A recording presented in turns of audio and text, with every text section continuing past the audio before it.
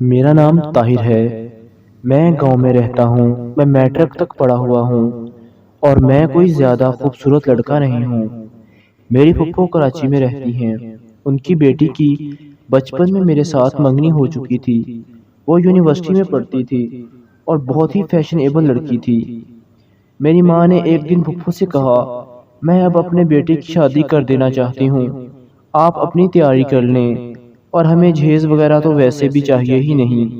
میری پھپھو نے کہا، میں بھی بوڑھی ہو گئی ہوں، زندگی کا کوئی بھروسہ نہیں ہے کہ 2 سانسیں آئیں یا نہ آئیں۔ میری امی نے کہا، 1 ہفتے میں ہم لوگ شادی کر دیں گے۔ پھپھو نے کہا، ٹھیک ہے۔ 1 ہفتے بعد میری شادی میری پھپھو کی بیٹی سے ہو گئی۔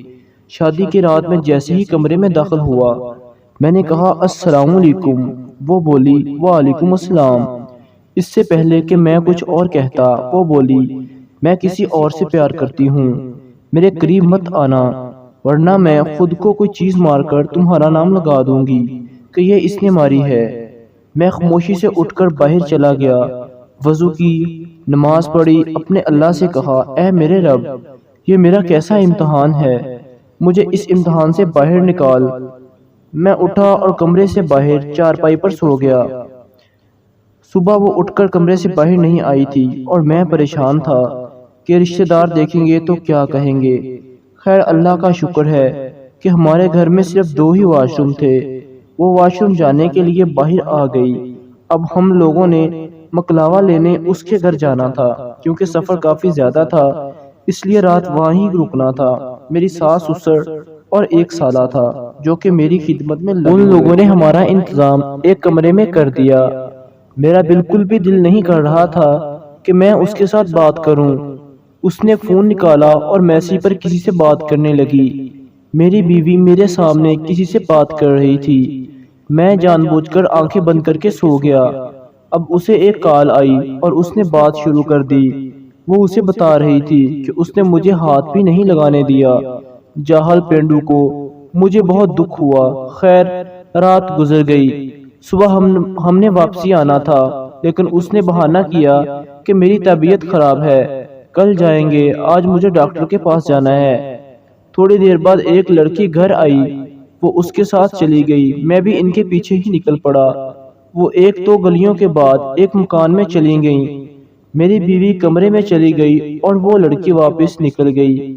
میں بھی اسی جگہ چلا گیا۔ دیکھا وہاں ایک لڑکا میری بیوی کو باہوں میں بھر کر کھڑا ہے اور بولا، میں نے 2 دن سے کچھ نہیں کھایا اور تم وہاں اپنے اس پینڈو کے ساتھ انجوائے کر رہی تھی۔ وہ بولی، نہیں یار، میں نے تو آپ کے لیے اسے اپنے قریب بھی نہیں آنے دیا۔ وہ لڑکا بولا، مجھے کون سا آنے دیا؟ تو میری بیوی نے کہا، اسی لیے تو آئی ہوں۔ ان لوگوں نے پھر جو کچھ کیا میں بتانا نہیں چاہتا۔ میں نے ان کی ویڈیو بنا لی اور اپنے سالے کے نمبر پر واٹس ایپ کر دی۔ میں وہاں ہی موجود تھا کہ میرے سالے کی کال آئی کہ آپ کہاں ہو؟ میں نے اسے بتایا تو وہ اپنے باپ کو لے کر پہنچ گیا، اور وہ لوگ ابھی کمرے میں شروع تھے اور بغیر کپڑوں کے ہی تھے۔